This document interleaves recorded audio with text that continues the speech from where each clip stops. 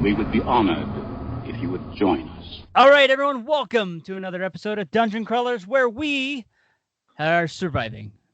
We are in quarantine. We are locked away in our bubbles, in our homes, in our closets and basements and everything else, and still thriving as a geek community, as a community at large. But beyond that, we have an exciting guest with us tonight, author Michael Haspil, who has written a really awesome book, which I am not even going to try to describe because it is amazing and I don't want to ruin it.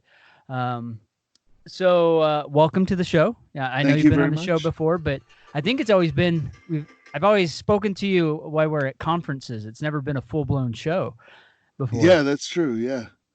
So now you get to experience the entire show and all of its craziness and loopholes and wandering conversations and such. Awesome. So first off, let's kind of throw out there the name of your book, what's it about, and we'll go from there. Okay. Name of the book is Graveyard Shift, and it is about an immortal pharaoh in modern day Miami with his vampire partner fighting against an ancient vampire conspiracy. So it's got a little bit of True Blood, a little bit of True Detective. Yeah, it's werewolves. There are werewolves. There are shapeshifters. There's other vampires. There's all kinds of craziness. So what was the big thing that kind of like sparked this for you, that just kicked it off? I wrote this actually a while before True Blood came out, but I was thinking about like vampires coming out and being known in the world because of a blood substitute. So obviously that's the True Blood thing. The connection there. But then I thought to myself, well, what would happen if somebody had engineered the entire thing to get vampires onto the fake blood, and then they start poisoning the fake blood supply to like try to start like a war. And that's what really kicked it off. And then I had a dream that I woke up from the dream. It was a really action-filled dream. I woke up like, wow, that dream was amazing. I couldn't remember anything. All I remembered was one line, and it didn't even make it into the book. And the line was, I used to kill vampires for the NSA. Now I work Vice. So. Nice. And that's kind of how it became a police procedural.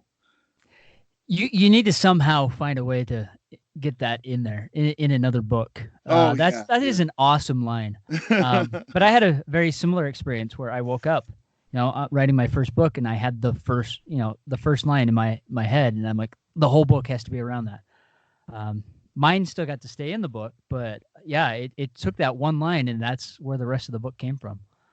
So that's awesome. It's pretty crazy. But I don't remember my dream either. Yeah. But I had something.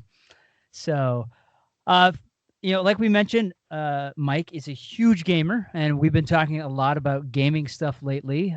So we brought him on not only to talk about his book, which you should buy because it is awesome, and it has some really cool characters, but also because he's got some really cool experiences and unique experiences beyond our own that we'd like to include in our conversation. So let's kind of jump into it. I'm going to pull up what we have here. All right. What editions or what RPGs have you played before? Oh my, D&D, obviously. And if I go back, way, way back, Star Frontiers, if you guys remember that, that was like TSR sci-fi. Yeah. Sci-fi one, Traveler. Was it, I think it's Twilight 2000. And then a lot of GURPS, just varying flavors of GURPS. GURPS. Yeah, we had like a Horse Clans campaign, and this is a series that has not aged well. I found that series, and I was like, oh my God, I love these. And I started reading them, and I was like, ooh, they would not see the light of day now. They're really problematic, to put it mildly. But we played a really long, like it lasted 3 years or something, Horse Clans campaign that was really fun in GURPS. And then recently I played a lot of Fate and just D&D again, just kind of circle back around.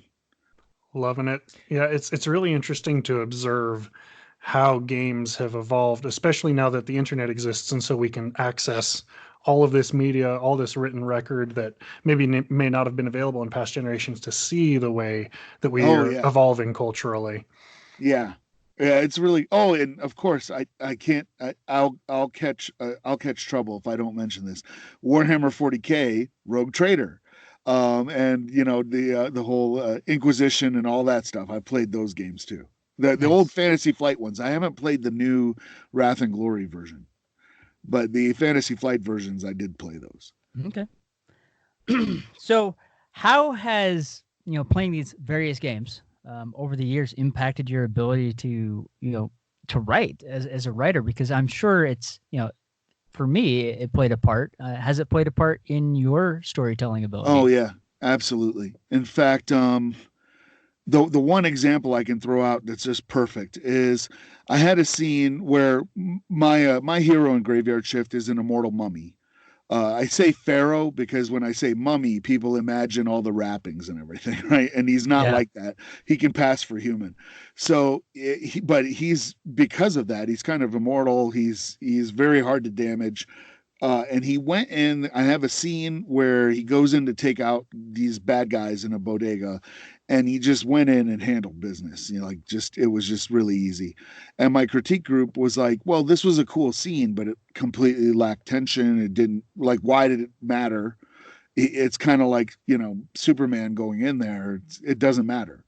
So I was just like, all right. So I have incorporated fate dice when I write.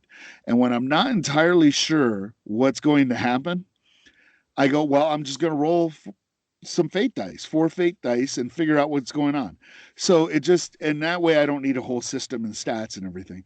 So I just rolled them, and it honestly came up 4 negatives. So I was just like, well, he can't die, obviously, but we just had everything else go wrong. So he goes to open the door, and he smashes into the door, but the door doesn't open. So now, of course, he's alerted everyone in the room that he's trying to bash his way in. Everything went just horribly wrong. He drops his gun. He winds up getting grabbed and just barely narrowly escaping instead of going in and handling business. And it made for a way better scene because there was a lot of tension. It was just like, hey, wait a minute. We thought this guy was Superman, and it turns out he's not. He's a lot more bumbling and the way I sold it in the book was that he got really overconfident. And, I love it. And just fumbled, critical fumbles. Man, I need to incorporate fate dice in my writing. That sounds awesome. Yeah. So for our listeners out there who haven't heard of fate dice before, Mike, can you explain to us, what fate dice are and how you use them, why you love them? Yeah, they're just a D6, a 6-sided die that looks like a normal 6-sided die, but instead of having, numbers 1 through 6 on them, they have 2 pluses, 2 minuses, and 2 blanks. And in the game, in the role-playing game Fate, they have kind of a ladder when you attempt to do something, and the ladder goes from 4 negatives to 4 positives and everything in between. And it tells you how you succeeded or didn't succeed. So if it was 4 blanks, basically nothing happens. It's just your normal average thing. But then by having negatives or positives, obviously they would cancel each other out. But it just, when you roll these, you have to just start asking yourself, well, how could this affect what I'm trying to do? This is what the character is trying to do. And I just rolled a negative. So if it's just 1 negative, maybe it's not a big deal. Maybe he tripped or stepped on a stick, made a noise when he wasn't trying to make a noise. And it didn't go horribly, but if it's 4 positives, then yeah, maybe the guy's inside surrender, but that doesn't make for good fiction. So yeah. So I tend to throw the really positive stuff out and skew it towards the negative. Awesome. Yeah, there are some similar systems. For example, the Fantasy Flight Star Wars role-playing games that are out right now. I love that concept of each side rolling their dice, and even if you succeed, something bad could happen. Even if you fail, something wonderful could happen. And Fate dice do exactly the same thing, being able to create situational tension that allows the story to evolve beyond just a simple pass, fail, yes, no, good, bad. Yeah. Yeah. And oh, I'm sorry. I didn't No, mean go to. ahead. No, go ahead. Yeah, I like to bring up, and we were on a panel at FanX where we talked about like what happens when you roll a 1. And one of my favorite sequences, and I'm sure everybody's favorite sequence in the Fellowship of the Ring, happens because Pippin critical fumbles in the films. He's like, it's like, well, what are you going to do? Well, I'm going to inspect this arrow that's sitting inside this dwarven skeleton. You critical fumble and knock the skeleton in the well and wake up all of Moria. You know what I mean? So I think kind of, especially in fiction, good things happen when things go wrong. So yeah, it's like everybody can see stuff go right, but then you wind up, with an unfulfilling character and an unfulfilling story. Well, I was going to say, I think that's why Indiana Jones is such a lovable character, why everyone loves him, because, he's this amazing swashbuckling character, but he screws up all the time. Oh, yeah. There's the scene, in Raiders of the Lost Ark where he's up against this massive guy and he throws a punch and he literally kind of stumbles backwards like, that was supposed to work. Yeah. And he gets the crap beat out of him. But we all cheer more for Indy for that happening. Even in The Last Crusade, when he's on that tank and he's getting his back chewed up by the tank treads, we're still rooting for him because we can relate to getting beat up and getting knocked down, but he keeps getting back up. And I think that really makes for a really good, relatable story. And I've noticed a lot more storytelling-based systems have that success and failure intermingled together. You can still win while having something bad happen. Right. You can still have something really bad happen and still sneak by at the same time. So I really like those components, and I think they give her a better story in the game. And I've never thought of using dice while writing, so I think I may have to incorporate that now. Yeah, and I don't do it all the time. I'll do it when I get into a scene and I know how I want it to end, but I don't know exactly how things. I wrote a recent story, a Lovecraftian based story, where my character is kind of this. He was kind of an ex-special forces guy, like a retired special forces guy turned academic. And he's crawling into this little spider hole. And it occurred to me, I was like, who in their right mind would actually do this? and I rolled for it, and he chickened out. He was just like, yeah, I'm not doing this. Nice. So I had to find a different way. And the beta readers I had reading that said that was the most intense part of the story, not the part with the monsters or anything, but the fact that this like former Green Beret guy was just like, okay, this is not smart. Like, let's get out of here. Yeah. They were just like, wow, that's really bad. That's awesome. No, I mean, I could see there. I mean, there's been points when I've been writing where it's like, oh man, I know where I want to go, but I just don't know how to get there. Mm-hmm. And so incorporating that's it's a fun idea because you can you leave it up to chance, but you're still creatively coming up with a story. But at least you have some points, whether it's positive or negative, that you can then push into that. Yeah. And you just shape it. Yeah. So, like a lump of clay. It's awesome. Josh, you got any questions? Or do we? Josh looks like he's run into some technical problems there. It's frozen. The joys of internet. But Alton, you probably have something. Yeah, so, a lot of authors, and we speak a lot. Dan, recently, for example, we did an interview with him, and we talked a lot about kind of the things that guide us into our particular writing styles, our particular storytelling styles.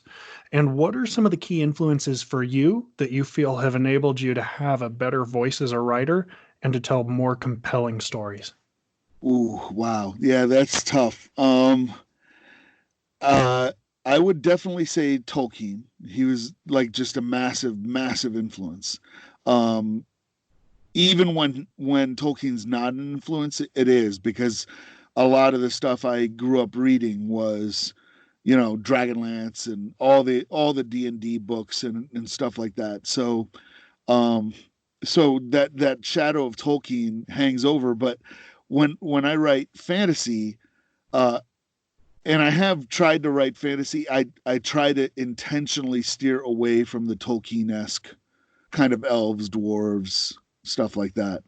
Another big influence is, and folks might be surprised by this, but it's H.P. Lovecraft. I absolutely adore H.P. Lovecraft. By modern standards, his sentence structure is abhorrent. It's terrible because he throws like 35 adjectives to describe something he can't describe, right? It's always unspeakable or unnameable or whatever. But I absolutely adore how he builds atmosphere, how he can use language just to shape things and make things oppressively creepy. And just, I don't want to be here anymore. And I remember, like, the first time I read Whisper in Darkness, I remember stopping when the guy's listening to the record or the wax cylinder or something of the ritual that's going on in the woods. I remember just stopping and putting the book down, and just, I couldn't take it. I was just like, should I even be reading this? I was like, this is over the top. It's unbelievable. Nice. So I really like that. And I've been trying to work my way through Ray Bradbury, because he does so much with short stories, and that's kind of my weakness, is short stories. So I'm trying to explore short form, how to manipulate, how to, especially first sentences, because Jonathan Mayberry, I was lucky enough to just kind of corner him and talk to him for some advice, and he just reemphasized, we all know how important the first sentence is, but he reemphasized that if he was reading a short story and the first sentence did absolutely hook him, that's where he stopped.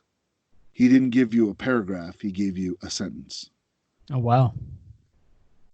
You know, often it's the case that especially when we have authors on the show, I like to ask this question. It's often the case that when you're writing a character, it is a reflection or a portion of who you. Oh, no. Oh, no. I'm guessing he's saying of who you are. Yeah, so Krebs is having some difficulties at the moment. I guess we'll pick up when he returns. Yeah, we can just hang. That's okay. This is awesome. Yeah, this works actually really well. Yeah, no, it has worked really well. It's kind of interesting.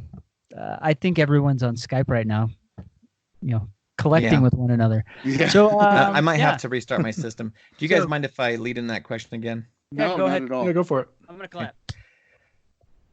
So one of my favorite things to ask authors is, many of your characters are a reflection of who you are. It's some slice of your persona, but there are also those characters that are the foil of who you are. Which character for you was the easiest and most natural to write, and which character was the hardest for you to write? Okay. Well, in Graveyard Shift, it would be Marcus was the easiest. And he is a Roman former governor who's become a cop. And he's been involved in all kinds of covert actions and all this stuff over the years. And that's basically his main motivation is duty. So that's closest to me, because I'm a former military and I went to the Air Force Academy and did all this stuff out of duty. So I stuck to all that stuff. The other two characters are Runa, who is a female shapeshifter and just a horrible, like, straight up killer, and Menkara, who is the immortal pharaoh. And he is a reflection of kind of me, but all the things I wish I could get away with. Like, he's very, very cynical, and he's very apathetic about everything. And Runa is just kind of like just the raw, like the id, I would say, of the character. So she just does, she's very animalistic and just does whatever kind of comes to mind, her first impulse. What's really interesting is I'm hearing you talk about this, and as I've heard you talk about some of your inspirations earlier, I noticed that you tend to focus a lot on kind of the feel of things. You've used words like visceral and animalistic, that kind of internal driving force. Do you find that that kind of tempo finds itself or flows into your stories? Yeah, I would say so. Like that's what I concentrate on. When I write, I don't kind of have a feeling or I don't have a plot idea generally until I sit down. I am a plotter. I do sit down and outline everything and plot it out. But but I go by the feeling. Like I want this scene, I want the reader to feel this in this scene. Like they should feel that this is amazing, or they should feel scared, or they should feel this. And that's kind of what drives what I go for with that. And then I just work the characters around that, and then the plot part comes last. Nice. Wow, I love that. No, I like it too, because we all go to movies and read books for that emotion, that tension. If you're reading a book that's supposed to be a thriller and you don't feel that tension building, you're going to set it aside. You're not going to continue reading it. Same thing with a movie. So I like the fact you focus on that, and it definitely showed in Graveyard Shift. Even more so with Michael Kramer reading it. I mean, oh yeah, he just delivers that tension in his voice and the way he does things. It was just so fantastic. I had the book open as he was reading it, and I'm just like, oh my gosh, this is so much better. Yeah, not that the book wasn't bad at all. No, it just made it so much more intense and so more amazing. So I have an interesting perspective from that because we all know about imposter syndrome and how you basically just don't think that you're worth anything. So I got I was lucky enough that Audible released the audiobook at the same time as the hardcover came out, which doesn't always happen. So I was very lucky that that happened. And when they released I had the hardcover proof in my hand already, and I read it, but I'd already read it probably 80 times. I mean, I was just like, it doesn't mean anything anymore. Mhm. And I still find typos, and it just irks me and all this stuff. And then I heard they released like 10 minutes of Michael Kramer reading the first chapter, just to use for promotional purposes. And I heard the first 10 minutes and just burst into tears because to me, hearing those words, and I don't know if it used a different part of my brain or his delivery or what, I went, wow, this is really good. I'm actually a writer. like I wasn't a fake anymore. That actually drove it home that, wow, this is really good. That's awesome.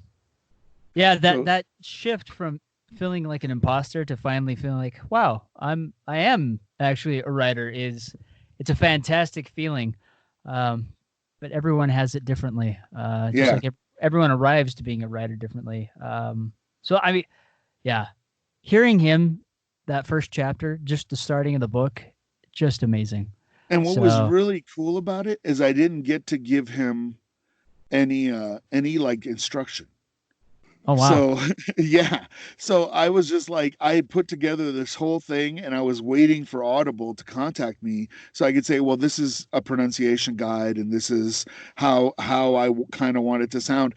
And my agent goes, oh, there's kind of bad news because they have a running time, which means it's recorded. And so I was like, oh no, And then I heard it and it was just perfect. It was amazing. Absolutely perfect. I love it. And so many people just strive for and look for that moment. I know more than one time I've sat down to try to write something and just run into a wall. And many of our listeners out there, I'm sure, have experienced this type of thing too. What was one of those low moments for you that you had to fight through and get past? Because clearly you've produced something wonderful. I hope you know it. We know it. And the audience who has yet to listen to it will soon find out that they know it too. But you had to have gotten through some things to get to this point. What was one of those lowlights for you? There was a lot of rocky roads with this book. I wrote it in 2009.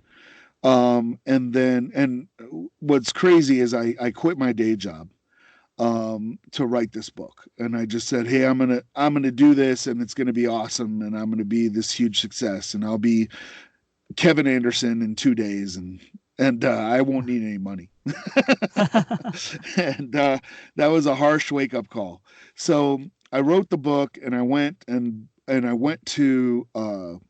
I had done several drafts of it. I mean, I knew enough not to go, well, my first draft is gold, But I went to this Rocky Mountain Fiction Writers Conference, and I highly recommend any aspiring writers seek out the local writers conference and go there. It's like a master's degree course over a weekend, but it's totally worth it. I went to the Rocky Mountain Fiction Writers Conference, and I went to a panel by Kristen Nelson called How to Avoid the Slush Pile. And she made everybody kind of swear on their right hands that they weren't going to quit writing. And I was just like, what's going on? And then what she did for 2 hours is they brought people's stories that she would read the first page, and she would tell you where, as an agent, she would have stopped reading or if she would have requested it. And it was absolutely brutal. And she threw out some of the numbers that people had and everything. And I left that day and didn't know if I was going to go back. I was just like, I don't think I want to go back to this conference. It's really bad news. It's really low. And then the next day I got up and went back, and I think that was a big turning point for me, because I realized that, okay, what I have is totally not sellable. It's not garbage. It's not worthless. But all I have is like the raw pulp. I don't have a book yet.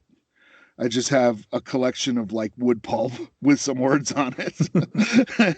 And I need a lot of craft to work. And so I got my first, I got a verbal deal in 2011, and the book wasn't published until 2017. It took a long, long time.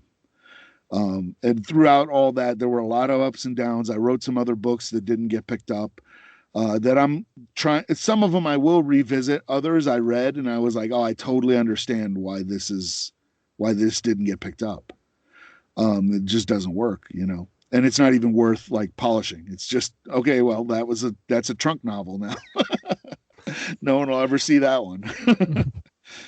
Yeah. I mean, I can just picture you, getting into that, going through, pushing hard, cranking out your drafts, going in, sitting down and listening to somebody go through other manuscripts and going, oh, well, I think that's pretty good so far. And then she puts it down and says, and here is why it sucks. Yeah. And one of them was mine. So you could submit pages. And so I just was like, hey, read mine, and I'm thinking in my head, it's going to be like, oh my God, this is the greatest thing I've ever written or ever read. I want a full request for a full manuscript right now, right? And then she just reads it and is like, well, the first line makes me not want to read further. This is this, this is this, this is this. I get no feel for characterization. I don't know what genre this is. I was like, holy crap. Oh, man. Well, thank you so much for sticking true to your word there and continuing. I think there's a lot of good things coming next. Mm-hmm. Hopefully. So what do you do for downtime? Because I mean, being a writer, being creative all the time, you kind of, creativity gets burnt out. What do you use to kind of rejuvenate yourself? Well, gaming. That's my big outlet. The majority of my time is spent on Warhammer 40K. Either painting miniatures or assembling models or converting models. I don't actually play that much anymore. I just don't. Okay. I don't have the time. I used to play competitively at the national level, but I can't keep up with it anymore. So when I go to these tournaments now, I wind up becoming very frustrated because I used to be really good, but now I can't invest the time anymore. And people just like break out combinations that I don't even see coming. And I'm like, oh, well, So I've scaled back the actual gaming quite a bit, the actual playing, but I still paint the figures and collect them and assemble them and everything. Nice. Yeah. Are there other forms of gaming that you indulge in? I mean, you do Warhammer, which is a very particular kind of tabletop physical gaming, right? Yeah. Are there other forms of gaming that you indulge in? Computer games. I play a lot of PC games in particular. And not a whole lot of multiplayer games, although I'm a sucker for Overwatch. I've I play a lot of Overwatch, and lately the I think it's Activision, right? Put out Call of Duty Warzone, and that has just like Yes. eaten up all my time because it's like it's eating As up a lot of time. As battle royale games go, Warzone is pretty intense and pretty rewarding. And it's Yeah. free to play, and it's on all these different platforms all at once, where you get a lot of cross play. So that's pretty awesome. Is there, for me, video gaming and playing a single player narrative is such a unique media-based experience that actually like draws me in and gives me, elicits an emotional reaction. Oh yeah. Is there a single player narrative that you have played through that had a massive impact on you, on your imagination, on your style of writing, all that stuff? What was a game that really impacted you as a player? Yeah. And it's interesting you should use that term massive, because it's easy. It's Mass Effect. I own probably more N7 gear than most people would think. And I can think of several times where that game just elicited an emotional response from me, where I either kind of felt myself tearing up over a computer game, or over, especially in Mass Effect 2, the suicide mission, when you've cultivated a relationship with somebody and see, I'm like choking up right now just thinking about it, and they died, in the suicide mission. And I was just like, but that's not supposed to happen. We're doing everything right. Well, sometimes you can do everything right and people still get killed. And I thought the game did a really, really fantastic job right up until the last 5 minutes of Mass Effect 3. And I'm so upset by that the other day, and my brother just laughs at me, but he feels the pain too. I was listening to Spotify, and Das Malefiz came on, and that's the song that's used at the end, over the end credits of Mass Effect 3. And I was right back there, and I was like, man, this game's powerful. That was 8 years ago, and I'm still feeling it like it just happened. It was such a good story. It was just amazing. And I'm frustrated by going, wow, you guys had the best potential, and for these 5 minutes, like I almost would have wished I'd never finished the game. When you consider the most intense moments of that series, of what is currently a trilogy and is threatening to become a quadrilogy, tetralogy. Well, I guess it is quadrilogy because they have Andromeda, but I didn't play. Well, that's true. That's true. Yeah.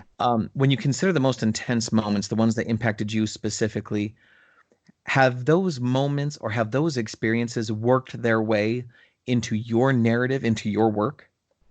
Not specifically, but again, I would think that they would in a little bit, because again, it was like, what does it feel like?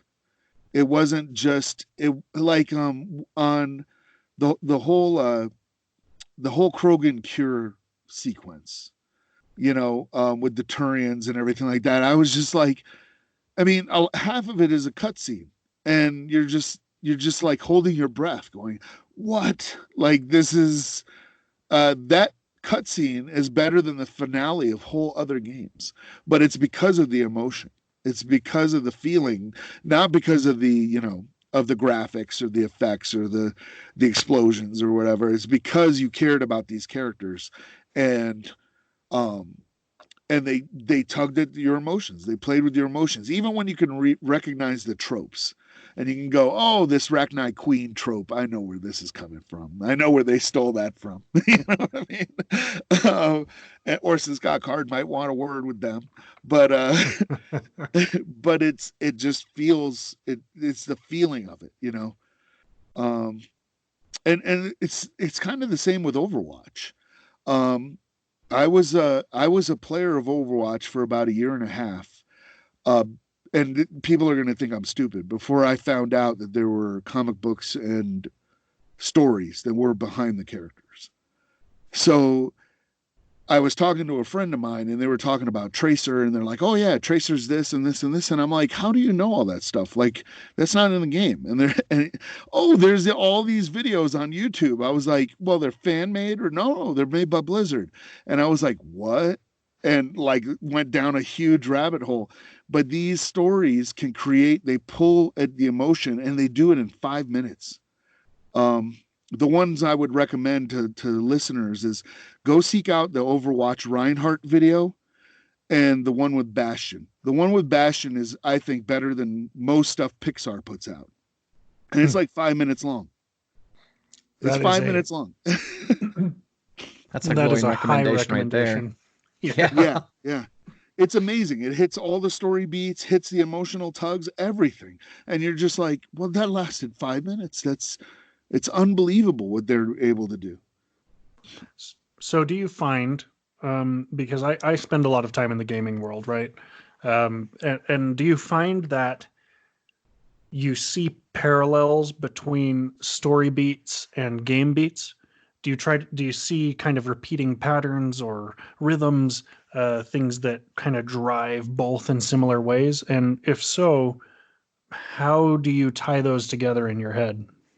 Yeah, I do actually, and especially when I'm GMing more than when I'm playing. And I think it's a matter of control, because when I'm GMing, I can go, okay, we've got 2 or 3 hours to play, and I instinctively go, okay, the low point's going to happen in an hour and a half. That's the belly of the whale. And then we're going to just start climbing back up, and I got to end this session on a cliffhanger, or everyone's going to make an excuse the next time and they're going to miss the session. So I got to end it on a cliffhanger. So I kind of use the hero's journey quite a bit. I also use, and I don't know what it's really called. It's a trope. I've heard it called the 5-man band before. And it kind of, yeah, it's like, so if you like look at an ensemble group as like a band, so you'd have like the lead singer, the lead guitarist, the drummer, the keyboardist, and then whoever's holding the tambourine. And the way they like kind of break it down is the main person, the lead singer, is the hero. The lead guitarist would be kind of almost a foil character, but a second in command that complements the hero. The drummer is the big guy, the muscle, the tank, and then the keyboardist is the smart guy, and then the tambourine player is the heart. So if you can kind of get your party to fit that, it generally works really well. And so I'll point out, like, hey, somebody needs to be a cleric, or somebody needs to be support. Like, you can't all be the tank, or it doesn't work. Well, you can make it fun and still make it work, but then you have to make them pay for not taking a cleric. Yes. So as somebody with a foot in both worlds, I do have kind of a strange question. Okay, so if you are speaking as an author to gamers, right? What advice do you have for a gamer who wants to tell better stories? And if you're speaking as a gamer to authors, what do you want to tell authors who desire to run better games? Oh, wow. As an author speaking to gamers, I would say, especially to the game master, know where you want to end. Know where you want to end, and then have an alternate ending, because we all know that that you're going to be like, I spent 2 weeks drawing up everybody in this kingdom and everything, and now they want to talk to the owner of the inn in town for an hour. You know what I mean? So it's like have alternate endings where you can know where things will end, but also try to make sure every player has an arc, because if they start off, if everybody's like not trying to, and this is something I actually like about Fate, is they have the trouble, they have the high concept, and they have the trouble. And the trouble is, well, we'll use like say Firefly, because I got that flag behind me. So it's like the high concept is smuggler with a heart of gold for Mal, right? And then it's like the trouble would be wanted by the Alliance. So you have to they have to be working towards solving something, and not just going on the adventure, but something internal, something meaningful. And then from the other perspective, which was gamers, what was it? Gamers trying to tell authors how to tell better stories? Okay. So you have the two perspectives. You've already addressed the gamers who want to tell better stories. Now, how would you address authors who want to build better games? Build better games. Wow. Yeah, that one's really hard.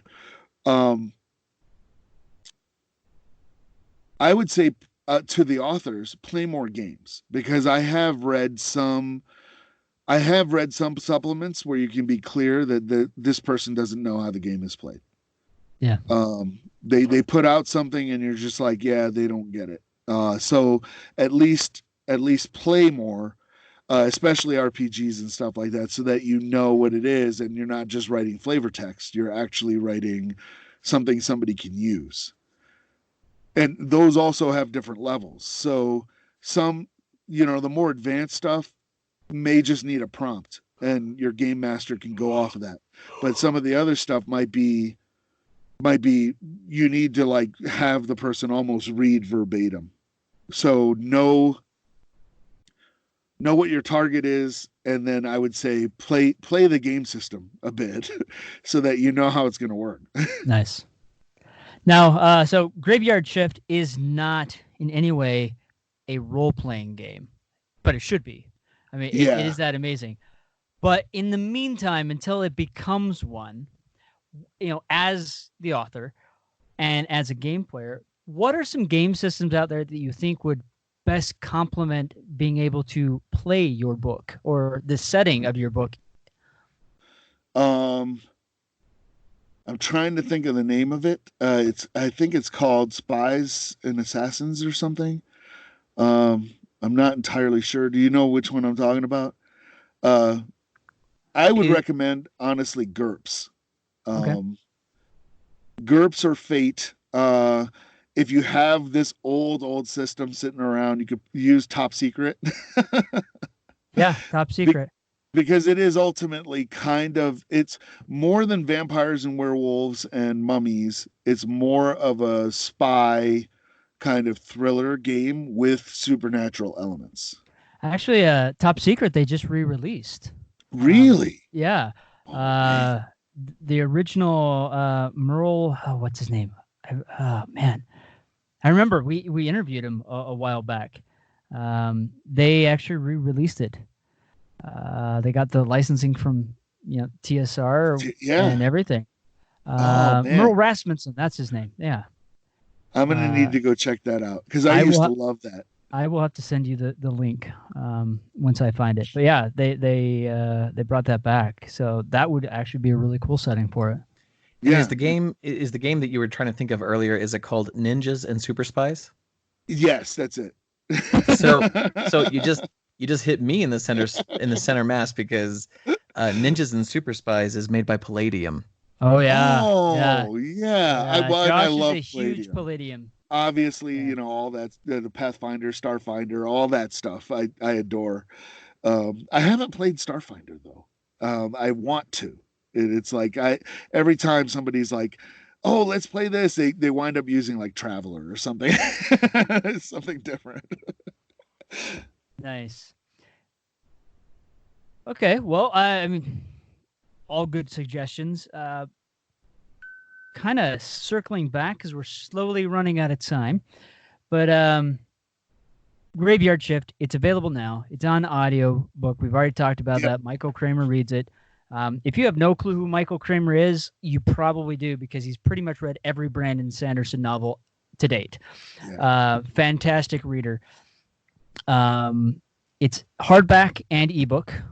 Hardback, ebook, and paperback. Yeah. There's just no way you can't get a copy of this book. It's out there. It's available. Tor Publishing has put it out. Fantastic cover, fantastic story. It's available on Amazon, BarnesandNoble.com, pretty much every bookstore. I'm assuming you can just walk in and get it. If it's not there, you can order it. You should get a copy. I mean, if you love mummies, if you love vampires, if you love werewolves, if you love a good spy detective novel, this has everything for all of you fans. It's perfect. It's a great read. And you won't put it down. And the best part is we're quarantined. So, hey, why not be reading a book? Yeah. So order it now, wait 2.5 months, clean the cover once you receive it, use gloves, wear a mask, and enjoy. Actually, looking on Amazon, I was actually looking at it. I could have it by, in 3 days. So they're still putting some books out pretty quickly. Well, books are essential materials. Yes. Yeah. So if you're finding yourself bored, you've ran out of things to watch on Netflix and Disney Plus and your video collection, or you just want to be able to sit out in the sunshine and read something while sitting in a hammock under a tree. I'm not trying to prompt anyone to do that. So pick up this book. It's an awesome book. You'll love it. I love how you became increasingly more specific. I was waiting for like the yellow drink with a pink umbrella, and you have to be wearing flip-flops. No, when I'm in my breeze rustling your hair. When I'm sitting in my hammock, I have a glass of ice cold lemonade. Sorry, I didn't want to go that far. But yeah, there's nothing more. There's nothing better. Sitting in a hammock underneath a tree on a nice warm day, reading a book, drinking something you like, and just getting lost in the pages. It's amazing, especially when you have a good book. So, wow. I mean, we've kind of gone a little bit of everywhere. We've gone to Moria. We've come back. We've talked about critical fumbling. We've talked about game systems, this, that, and everything else. Where else do we go? I mean, we talked about Mass Effect, Overwatch. I know. We kind of hit a little bit of everything. We reached Palladium at the end, and I'm just cannot tell you how happy I am. And I apologize for not remembering the name of that. Oh, you're fine. We've talked about Dragonlance. We've talked about Firefly. I think we've hit almost every geek nerve out there. I mean, it's like we need to drop the mic and just walk away at this point. No, don't drop Mike. He's been a wonderful guest. I know. No. So is there anything else you need to plug or that you want to throw in at the last second? Is there anything to plug? I know you have a show as well. Oh, yeah, you guys can find me, but there's a Warhammer 40K specific podcast called The Long War. And we do a live webcast and podcast on Wednesday nights on Twitch and YouTube.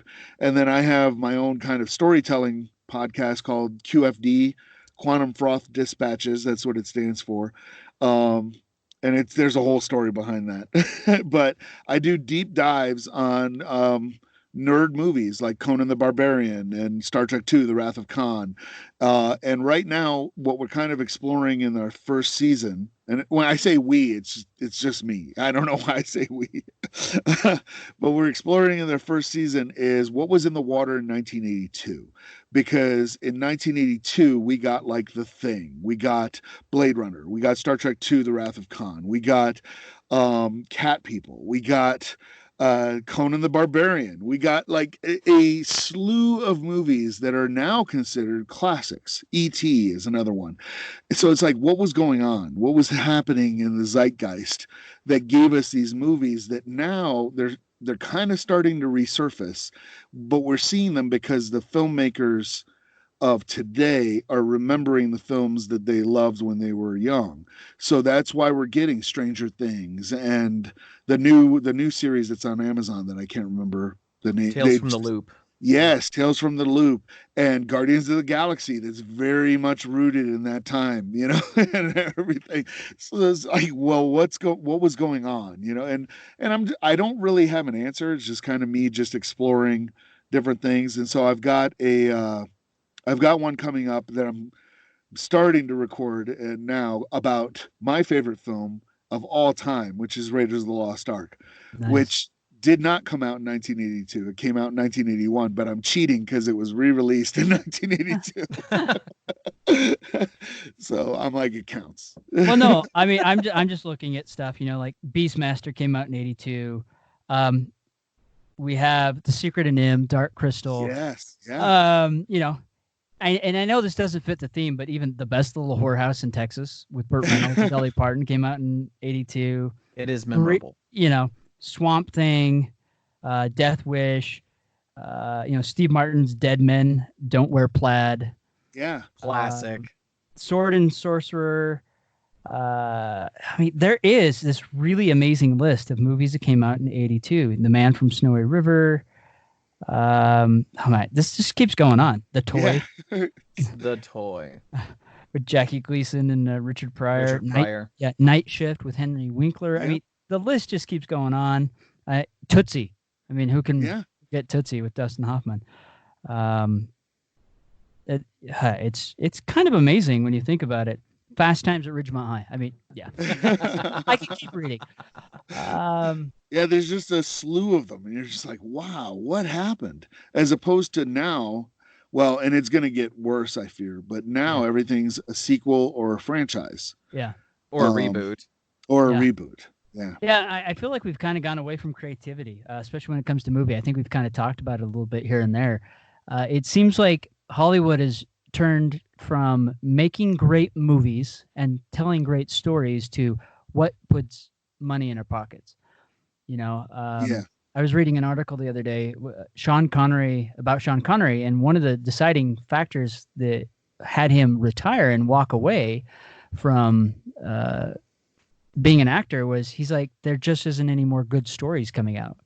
Things are being recycled, things are being rebooted, and he was done with that. They almost had him come back for Indiana Jones, but it didn't feel right. But and that's the only thing he said that would bring him out of retirement, and it wasn't good enough. So it's just really interesting where we are seeing that. They're talking about rebooting old movies from the past. I know there was talk about rebooting Back to the Future, which I can't imagine that being anything without Michael J. Fox or Christopher Lloyd. Yeah, I don't see how they would do that. Yeah, and luckily that they decided, the guy that wrote it and that, I guess he still has the rights. He's like, there's no way that's like selling my children into slavery. I'm not doing it. But the good news for everybody out there is even after Hollywood has burned all of your emotional capital, you can still sit down and listen to Dungeon Crawlers Radio or our good friend Mike Haspil. Yes. It's just been wonderful. Yeah. Well, thanks for having me on. This is great. Yeah. A lot of fun. Pleasure to meet you. We will have to chat movies. Yeah. Oh yeah. I know all of us we could gab on and on about movies. I know Krebs particularly would love to talk about Kroll. Yes, I love 1983, but yes. Wait, do you like Kroll? I actually do like Kroll. Yes. It has a special place in my heart, especially the Cyclops' story. Oh yeah. Oh, Rel. Oh. Yes, we should have a Kroll episode. Can I just put that in there right now? Can we have a Kroll episode? Sure. We can devote everything just to Kroll, and we'll bring Michael back so we can just talk about that. I got this. That would be an awesome show. The Kroll episode. Just leave it at that. Yeah, absolutely. Yeah. I mean, it covers everything: storytelling, gaming, Liam Neeson. The Glaive. Yes, the Glaive. The Glaive. Yeah. The true hero of that film. Yes. The real MVP. All right. Well, Mike Haspil, thank you so very much for being on Dungeon Crawlers. Your book, Graveyard Shift, sounds amazing. I've got to get my hands on it. Is it part of a series, or is it right now? Is it a standalone story? It is right now a standalone story, but I do have a whole series and whole world built around it. And there'll be more stuff coming out. Some of them in short stories, some of them in novellas, and then other novels. So we can expect more from this universe and from this mythos. Yes. Excellent. I'm excited now. Thank you very kindly. Thank you so very much for being on the show. Thanks very much for having me. All right, folks. So with that said, we've wrapped up another amazing show. Tune in next week where we'll do something amazing. I don't know what it is quite yet, but it will be amazing. And check out, get your copy. No, we're not going to say check out. Just go get your copy of Graveyard Shift now. Enjoy it while you still can. And with that said, we're out of here. And friends, tell your story, whatever may come. And always remember, be epic. Don't suck. Remember, the Force will be with you, always.